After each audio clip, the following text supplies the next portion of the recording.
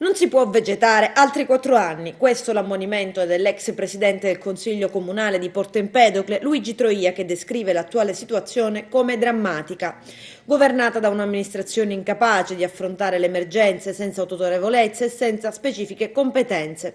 I dipendenti comunali da mesi non percepiscono lo stipendio, i locali del comune da 3 mesi non vengono puliti. Ed ancora, aggiunge Troia, abbiamo una sindaca ed una giunta bravi solo a giocare allo scaricabarire, senza assumersi sulle proprie spalle il governo della città che il voto popolare gli ha affidato. Serietà imporrebbe alla sindaca di governare assumendosi piena responsabilità, non piagnucolare dicendo solo io non c'entro niente. Poi l'ex presidente del Consiglio Comunale lancia un appello alla buona politica, al sindacato, ai cittadini volenterosi.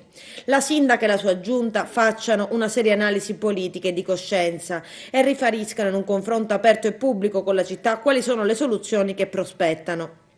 Sulla stessa linea anche la CISL, che descrive la sindaca come piagnucoloni e sottolinea: sappiamo qual è il nostro compito, speriamo bene che il sindaco sappia qual è il proprio. Ed ancora prosegue la CISL: avevamo già spiegato tempo fa che non sarebbe bastato procedere al dissesto per risolvere la situazione degli stipendi, ma che si sarebbe dovuto da subito intervenire sul recupero del credito vantato nei confronti dei cittadini con azioni di rateizzazione non standard ma personalizzata.